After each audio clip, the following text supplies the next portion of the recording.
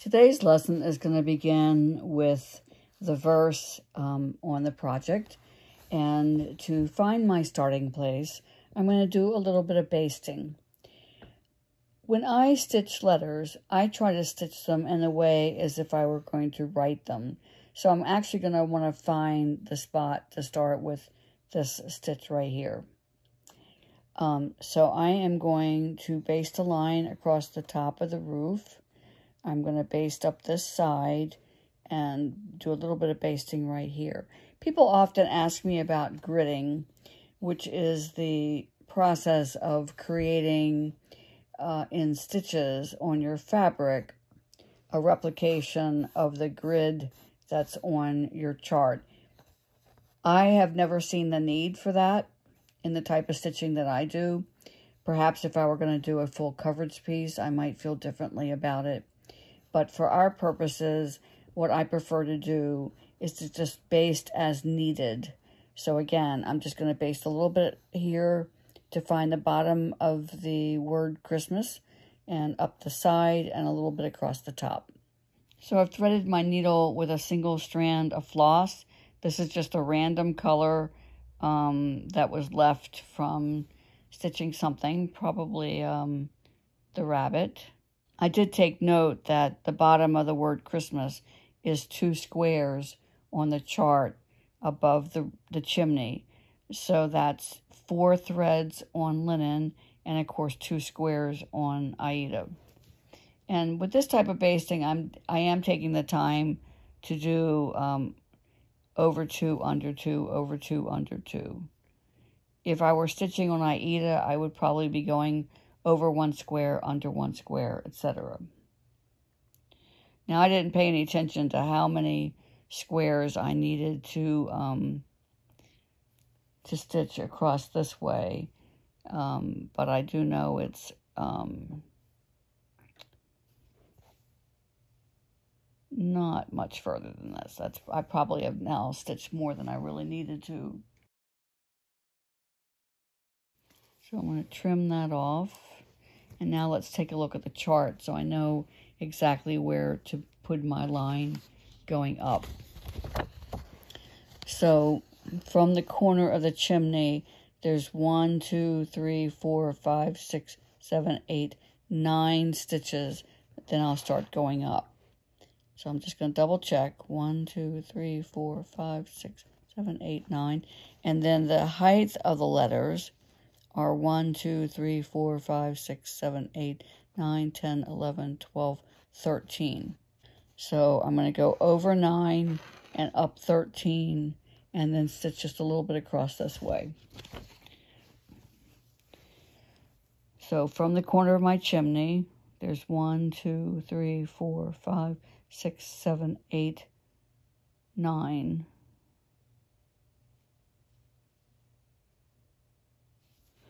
I'm just going to double check that before I go any further. Again, from the corner of the chimney, 1, 2, 3, 4, 5, 6, 7, 8, 9.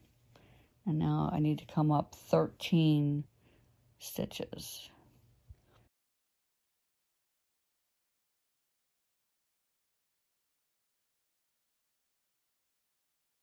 If I had started the sampler at the top of the design, I probably could have skipped the step. But since I wanted to start with the house, I need to just do this little bit of basting. Let's see how many I have now. And actually I can count by 2s because the even numbers of stitches are where I've got a stitch on the front. So that's 2, 4, 6, 8, 10, 12, so 13 is right here. And it would have been smart if I had been on the back of my fabric. Let me just make sure I'm in the right place again. So 2, 4, 6, 8, 10, 12, 13. And now I've turned my work upside down just to make it easier to stitch. I'm just going to do a couple of baste a little bit across the top here.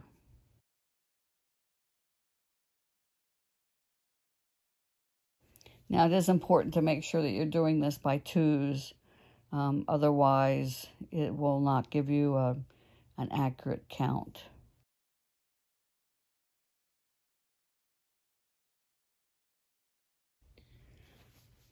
So take a look at the big picture here. This is where that letter C for Christmas is going to be stitched. So I need to figure out where that first stitch is going to be. But actually, before I start that, I want to talk to you a little bit about how I designed this and why why it's charted the way it is. When I first designed this, the concept I had for the verse was for it to look like it was somewhat worn. And so I picked 3 colors and graphed the quote using all 3 of them. So that's why you see, for example, in the letter, the first letter C, you've got the symbol E, the asterisk, and the diamond. And then the H starts with the diamond and goes to the asterisk.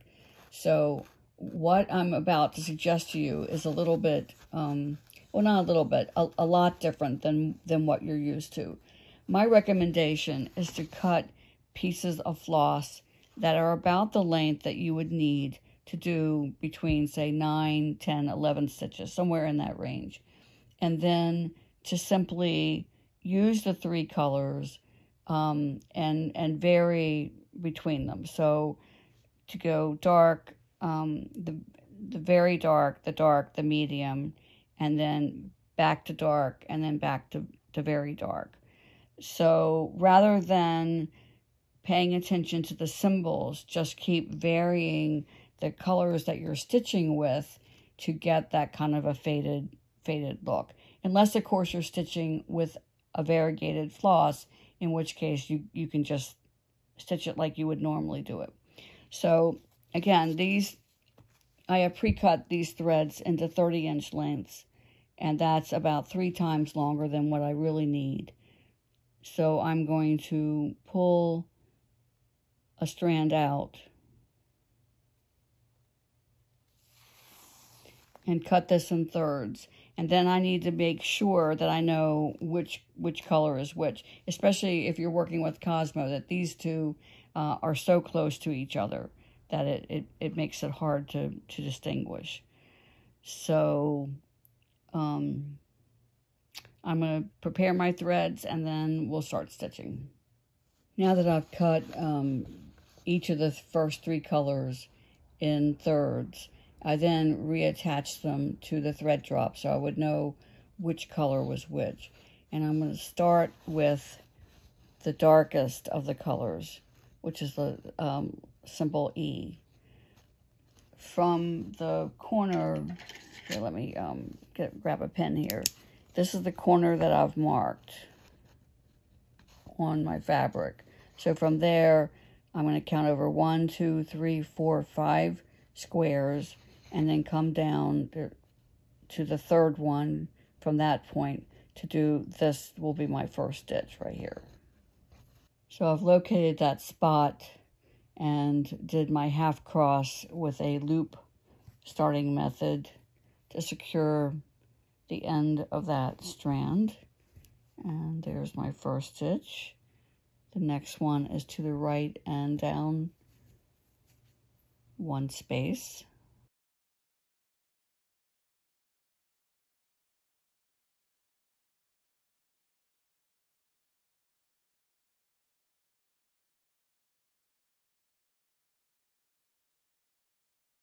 And now 4 across the top. And this, again, is a good place for the Victorian cross. And I'm going to go ahead and get rid of my basting thread here.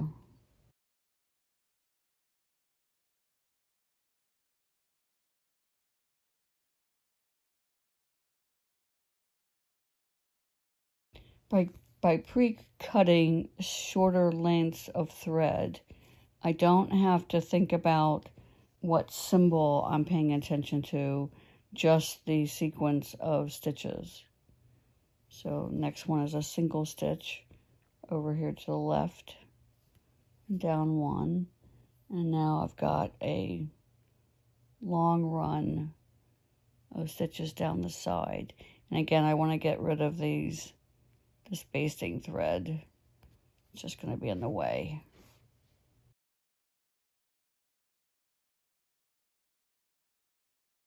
Once it has served its purpose, there's no sense in leaving it in place. And then I'm just going to stitch until I run out of thread. Now, I cut these about 10 inches long, which may be a tad short. If you wanted to cut it more like 12 or 15 inches to get a few more stitches out of each run, that would be fine.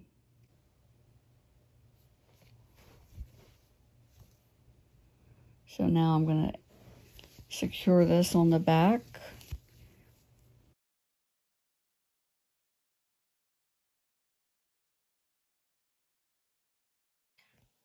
Now I've threaded with my next color, and I'm just going to stitch straight down this row of, I think there's 9 stitches in this section.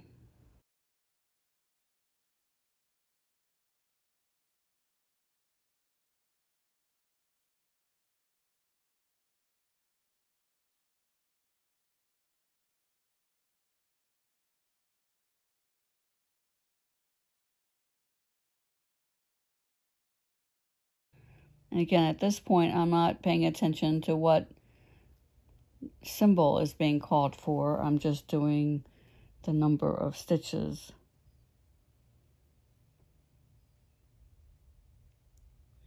And again, I'm going to take this basting thread out. So at this point, it'll just be in the way.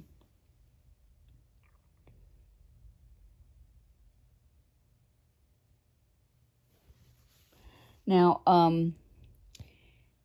it would be very easy to go right into the Danish method here and do these 4 stitches across the bottom.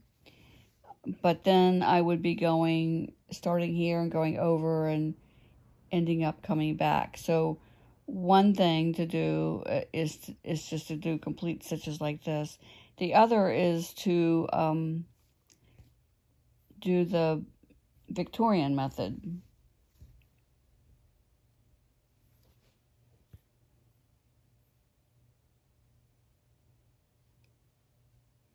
So I'm just going to do 1 more stitch and then secure this tail, which coincidentally I think I am ending up exactly where the color changes on the chart.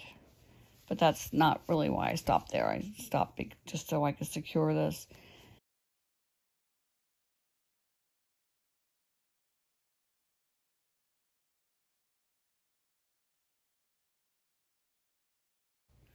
Once again, starting with a loop.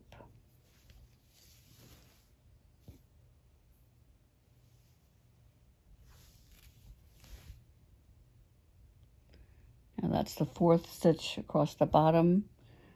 And now I'm going to come up 2 stitches on the left.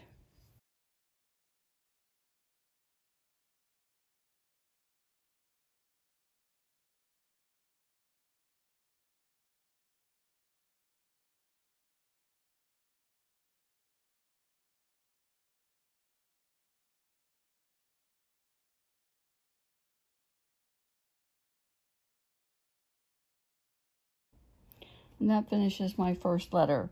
Now I'm going to scoot over here to start the H, but I don't want to just trail my thread that far. So instead, on the back, again, I'm just going to scoot under some existing stitches.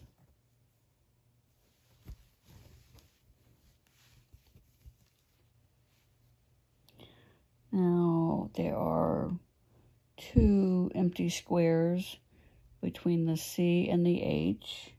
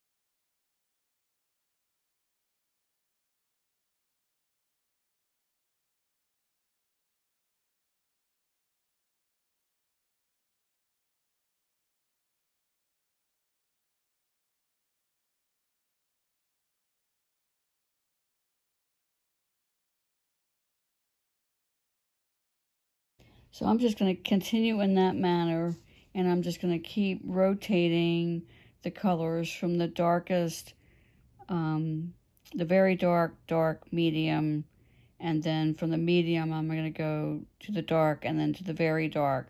So I'm just going to keep rotating those three colors to try to get the most subtle change between them as I'm going along.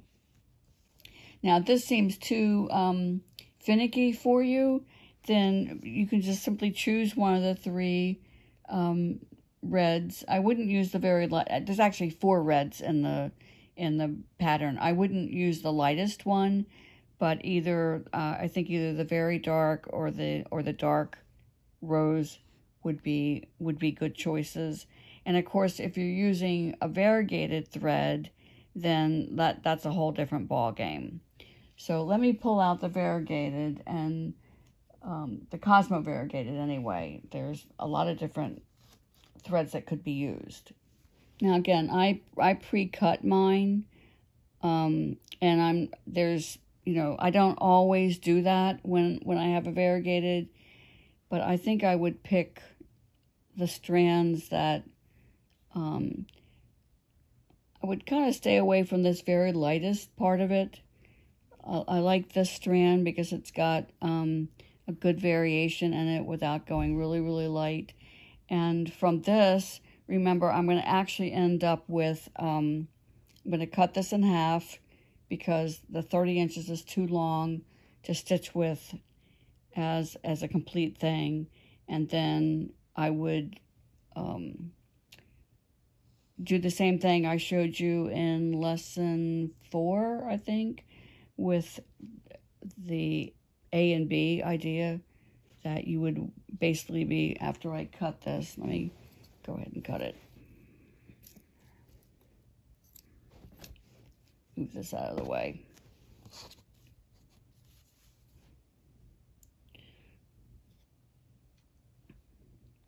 So I would take 2 strands from this one, and I would stitch from,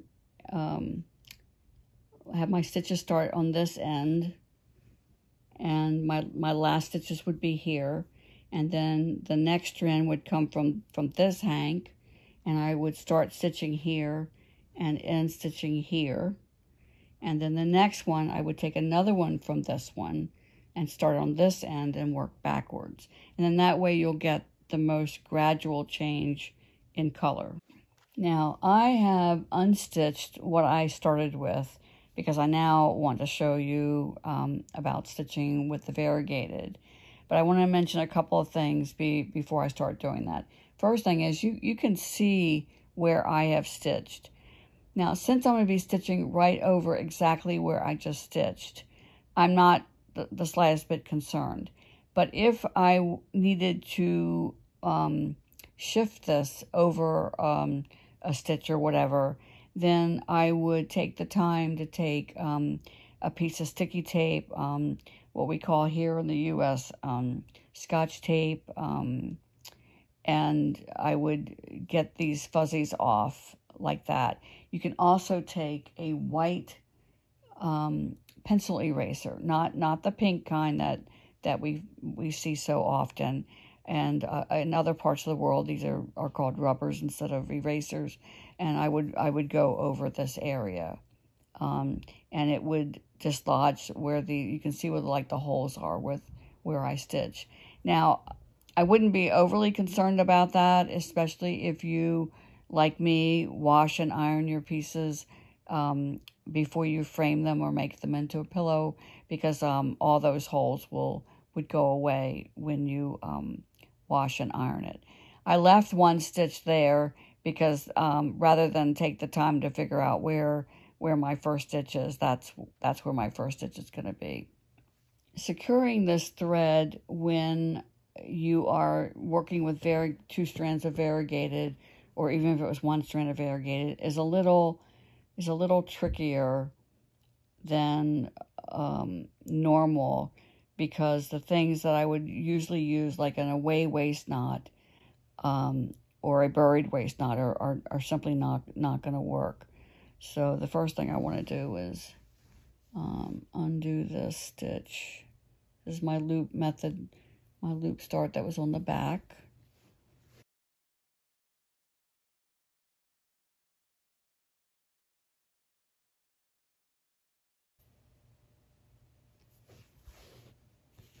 And take that first little strand out and leave a couple of inches of a tail here.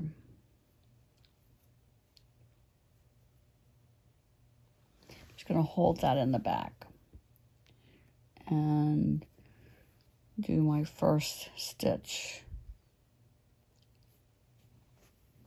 Now this is not secured yet. So on the back, I now have one little upright stitch here. So I'm going to loosen that up a little bit and pull the tail through, and that starts the securing. Now, obviously, all by itself, that's not enough.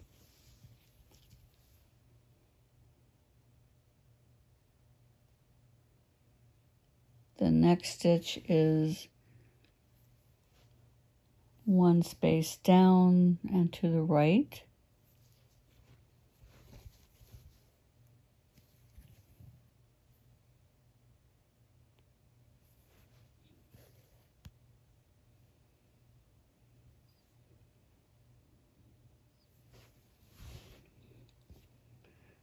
And now on the back, I have another little stitch, which I'll loosen up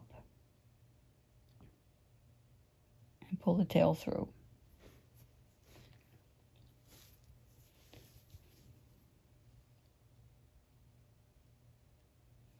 Now over here, I think I have 2 stitches.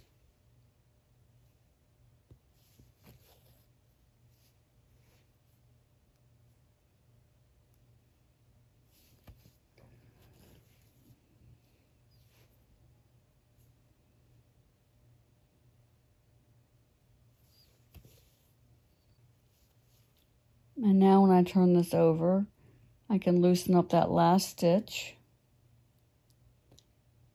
and pull the tail through. Now I'm going to try to catch that with the next couple of stitches across here.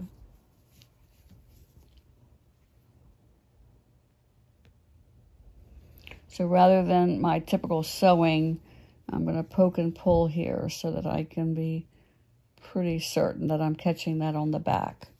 Let's take a look. And yeah, nope, I only caught half of it.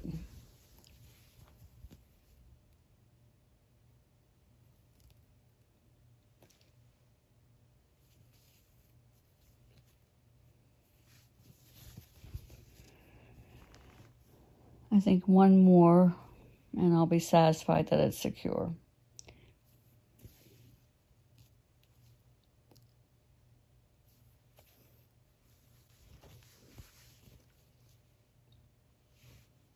Again, I'll loosen up the last stitch on the back.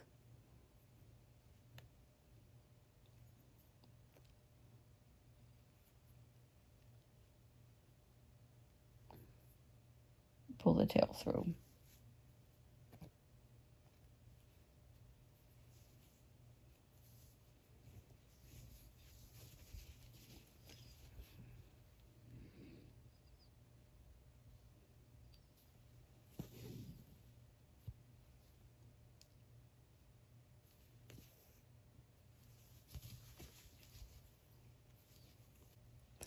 Okay, just in case you need to see that one more time, I'm going to loosen the stitch on the back,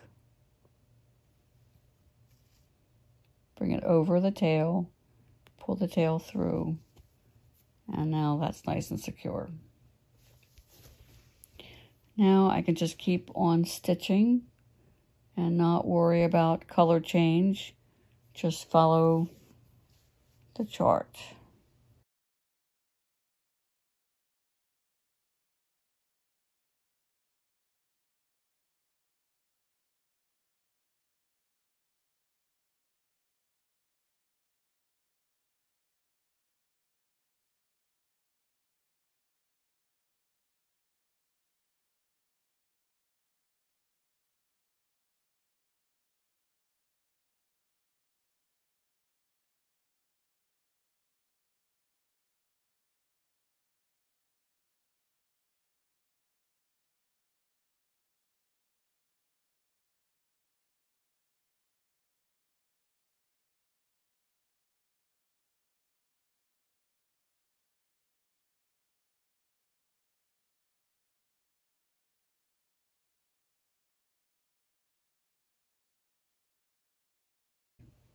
Across the bottom I have 4 stitches in a row, so I'm turning my piece upside down so I can quickly do the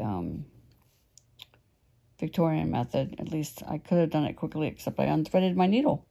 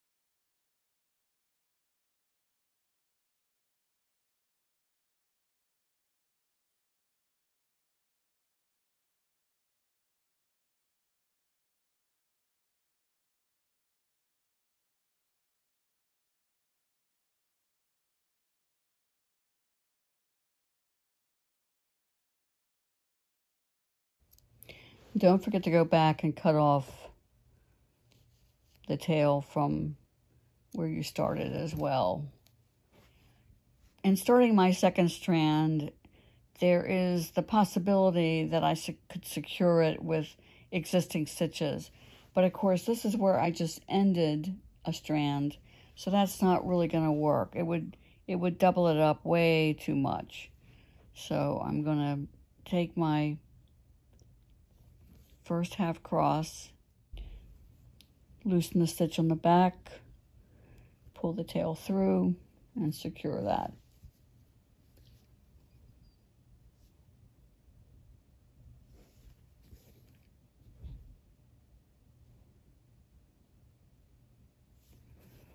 Then let's do that again.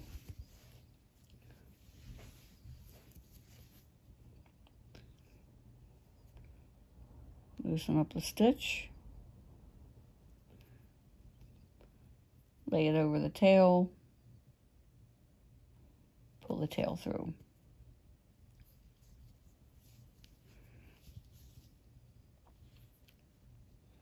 It is certainly more tedious than that loop method, and we get so used to it that we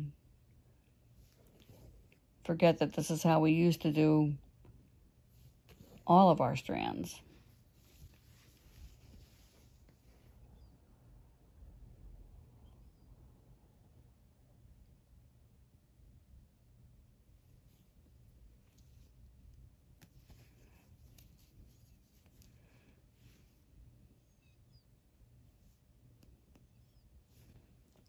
No, I mentioned framing this or making it into a pillow, but I think I'm going to look into making this into a serving tray.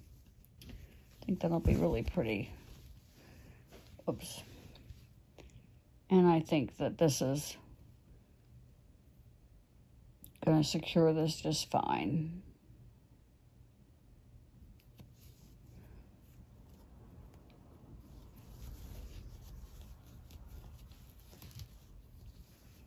Let's see. Now, once I have the C stitched and I know that it's right, I don't even really need to count how many stitches there are in this part of the H. I know that I'm going to stop short by 1 stitch and have that little stitch that goes off to the left.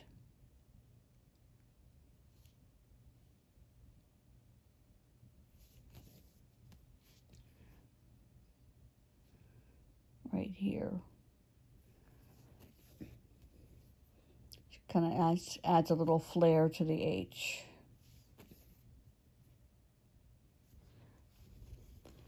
Okay, so now I need to put this part of the H in place. So let's see where that lines up.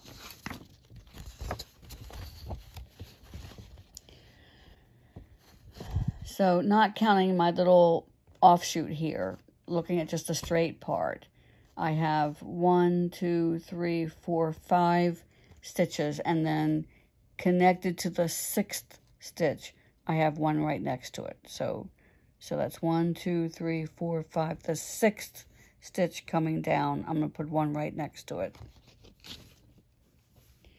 Now, I don't want to just trail this, I just don't want to carry this down like this. So I'm going to actually weave this in just a little bit,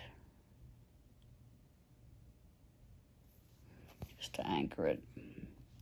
And while I'm back here, I'm going to go ahead and cut that tail off. Just make sure you're not cutting the wrong thread. So again, on the front, I can count down. There's 1, 2, 3, 4, 5, and it was this stitch number 6 right next to it. I'm adding a stitch.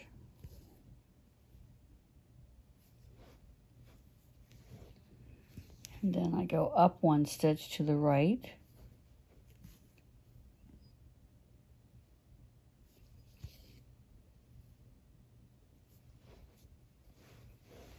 And now I just stitch straight down until I come to the bottom.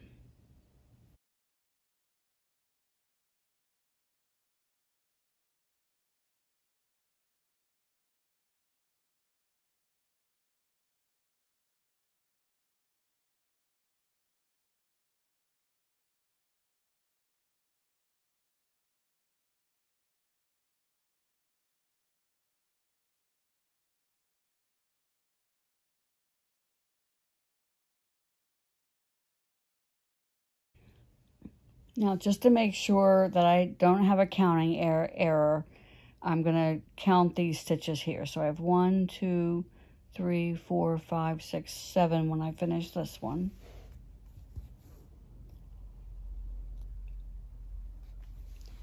And on my chart, I have 1, 2, 3, 4, 5, 6, 7. So my first 2 letters are done. And now I can kind of use those to reference the rest of them. Now, since I just finished my H down here, I'm going to start the R here and work up. And then the I coming down, and then the S coming this way. So until I run into a situation where I feel like that I need to point something out to you, I'm just going to keep stitching my letters. I said I would jump in if I came across a situation with the letters that I thought needed a little bit more explanation. So when I finished the letter S, I finished right here. So that's kind of in the middle of the T. And the question becomes, do I want to work from the top to the bottom or bottom to the top? Either way, that's carrying my thread further than I would really like. So I'm going to end my thread here and begin again. And in this case, I think if I start up here at the top of the T and work down, then the M will end up being worked like this. And then I can come across to the A and continue. So I think that's a good plan. The lesson here is just to plan ahead. Don't just think about where you are at that moment, but think ahead to the following letters and what will make the most sensible pathway for your progression. And understand that sometimes the best thing to do is to end a thread before you start the next one. I am at a place where I do want to talk to you about one of the other kind of concepts here. I still have a good amount of thread left in my needle to do the other part of the M. and I finished up down here. My concern is that if I start at the bottom and work up, which is what I had planned on doing, that by the time I get to the top, let me find my needle here.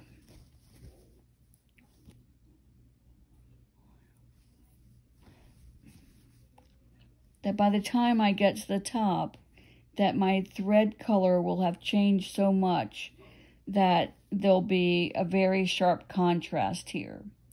So I have decided to carry my thread up through the back of this and continue on around this way. If there's a color change, I'd rather it be down here than right up here next to this part, because this is so dark.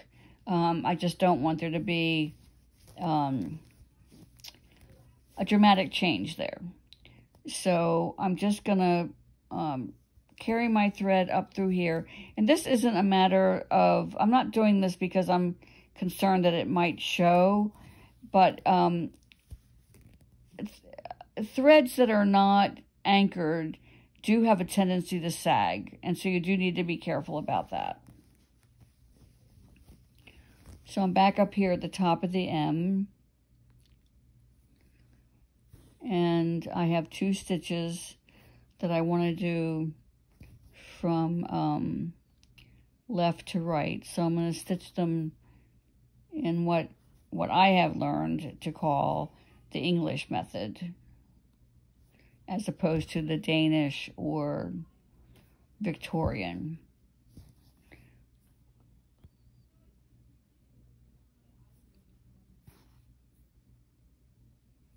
So I have a pretty good color continuity there. And I think you'll see very quickly that this is going to change. So when you're deciding about what route to take, what pathway to take, and you're working with a variegated thread, one of the other things to consider is how the shading is changing and how that's going to impact the way the design looks.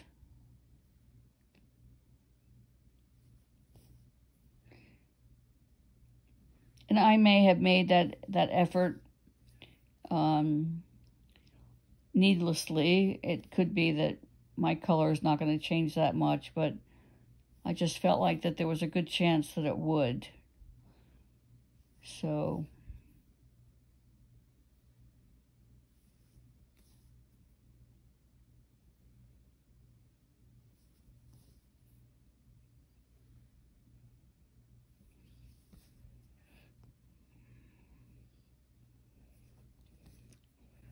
that brings me to the bottom of the M. And now I need to come over here and start the letter A. And I think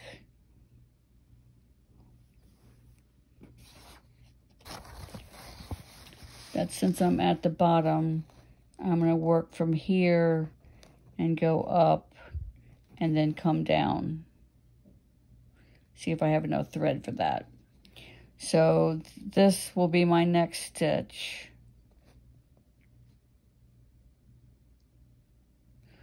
So I'm going to have,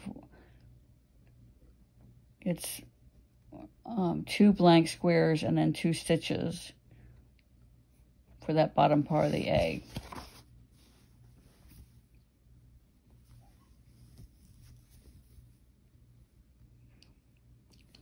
So there's 1 blank, 2nd blank.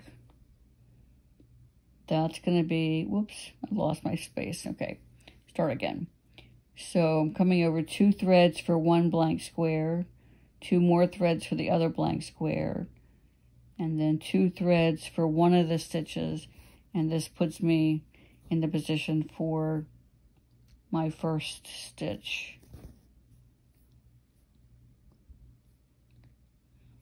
Since I want to work right to left, the Victorian method makes the most sense.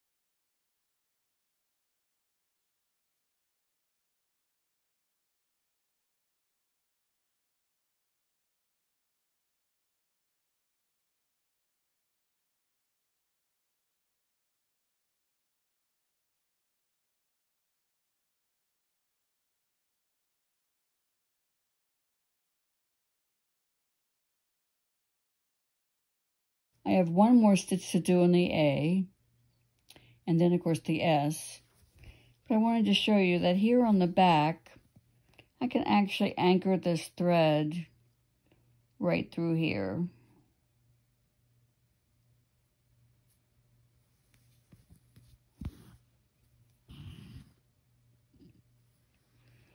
I'm going to scoot under one more stitch right here.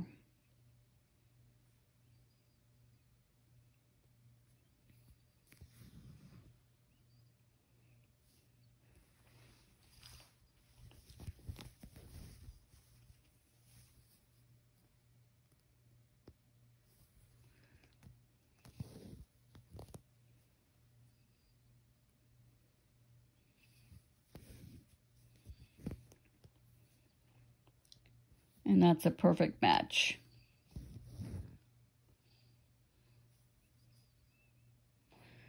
Now I can begin the S.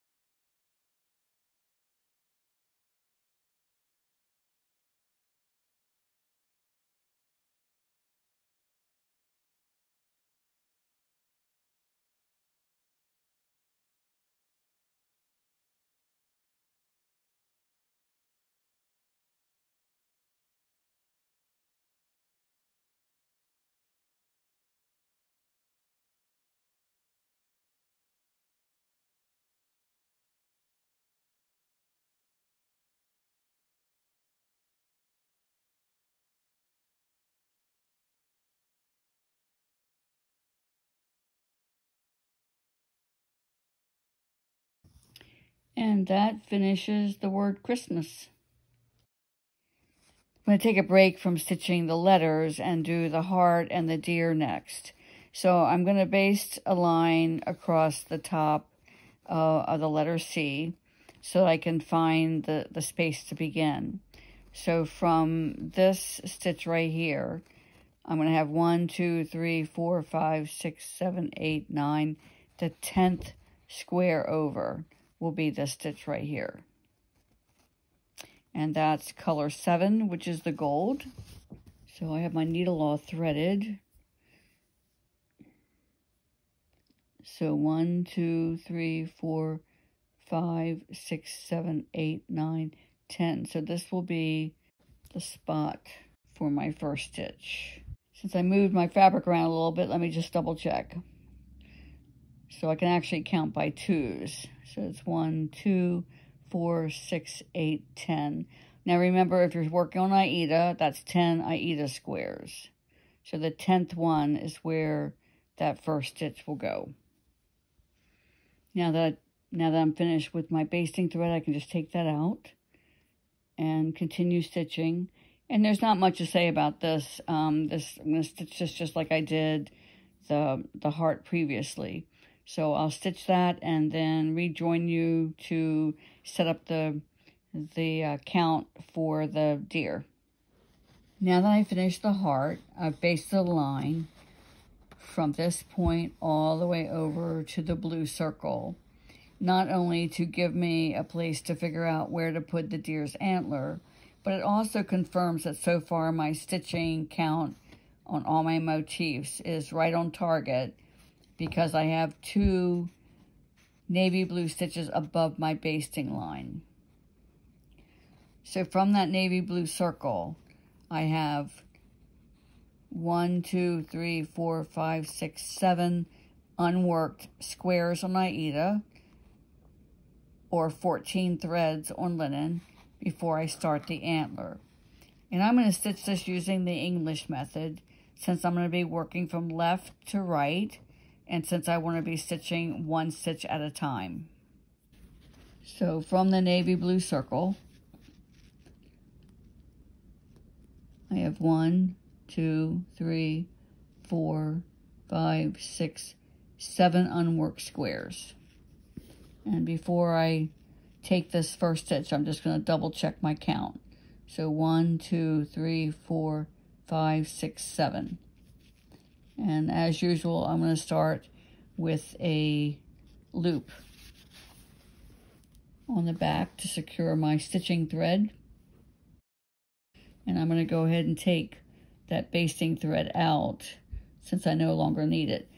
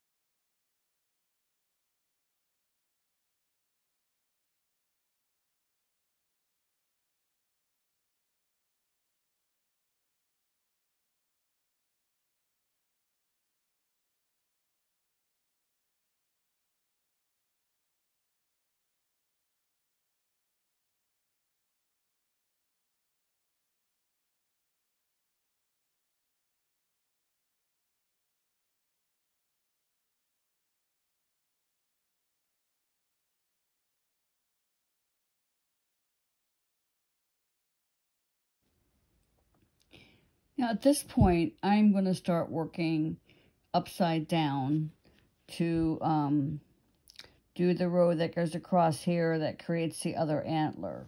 So that means I need to turn my chart upside down also. And I've marked off the stitches I've done so far just to give me a reference point.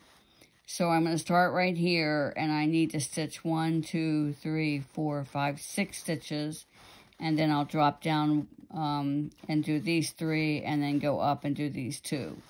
So I have 6, 3, and 2. And as you've seen, I stitch in a variety of methods, just whatever seems to work best. So now I'm going to stitch in the Danish method and just do my half crosses over, and then do the full cross on the way back.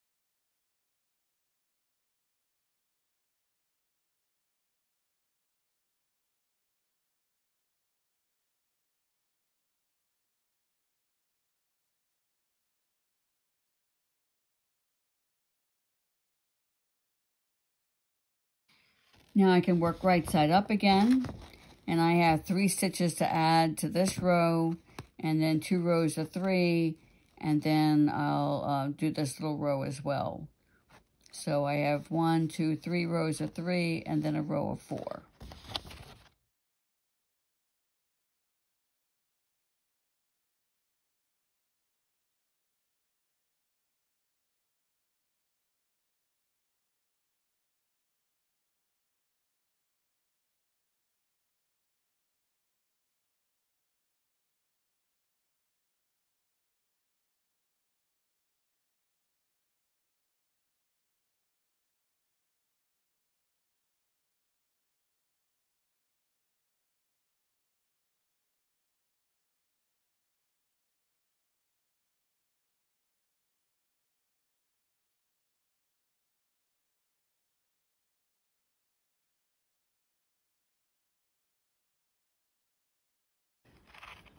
That worked out well. I'm just about out of thread, so I will secure that thread, and then I'll be able to start my really long row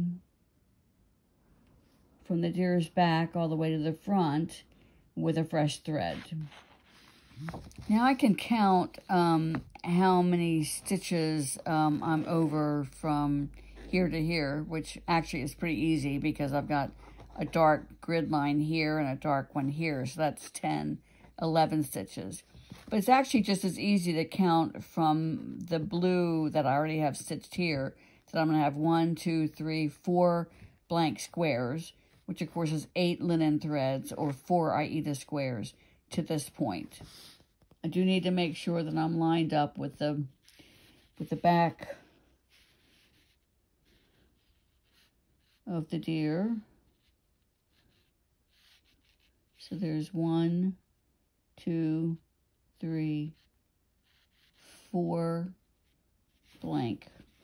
This is where using that vertical thread as a guide is helpful, because that means I'm pretty much sure that I'm lined up with the bottom of the row, and I'm going to intersect perfectly with the deer's head.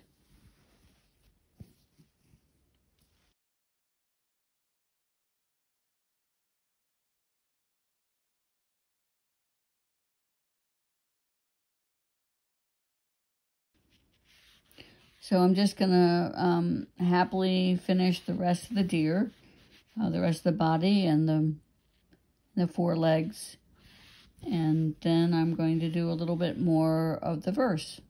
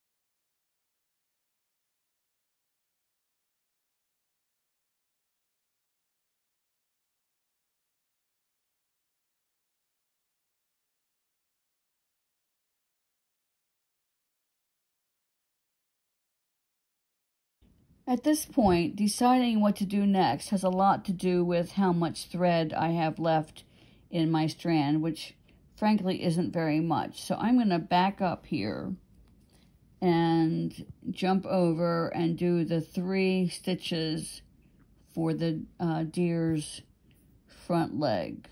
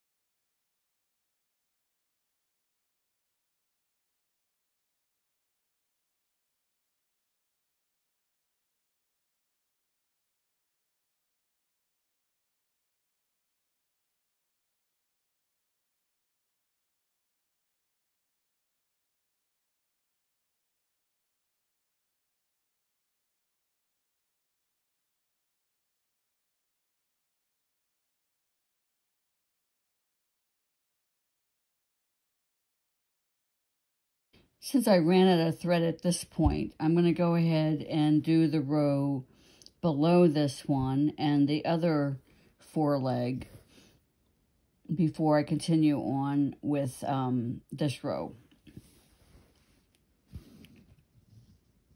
So again, a loop start.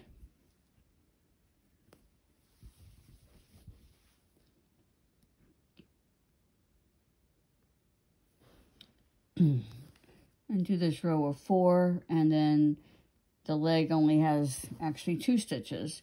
And I double checked before I started stitching to see whether or not there were any stitches on the next page, since the deer does appear on the 2 pages. Now also, since I'm here on the front,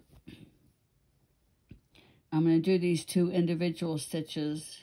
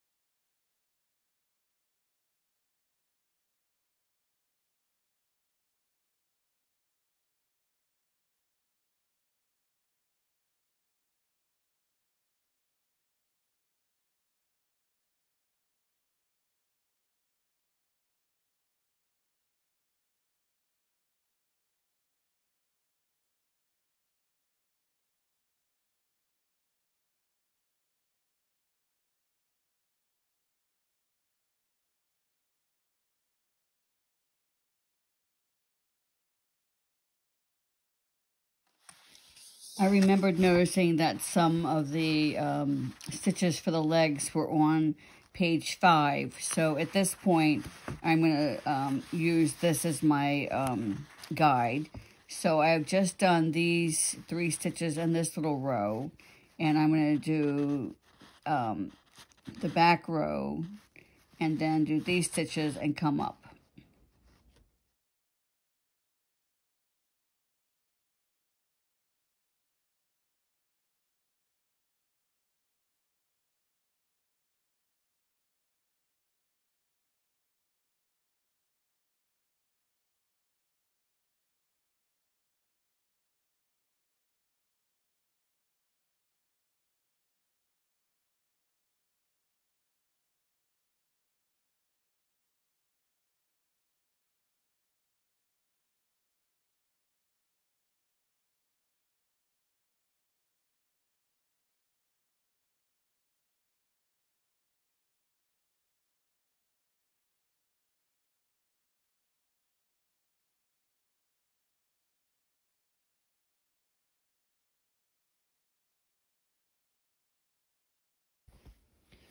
And I've ended back up here at the deer's body, which gives me a perfect place to anchor that thread.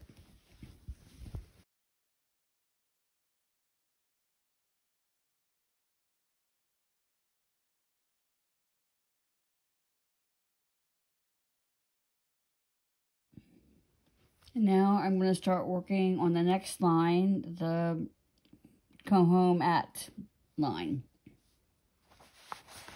So I need to find a place to start my letter C. And since I've only finished my blue border up to this point, I'm going to do some of that blue border next. And that will allow me to very easily find the place to start this row of stitches in the letter C.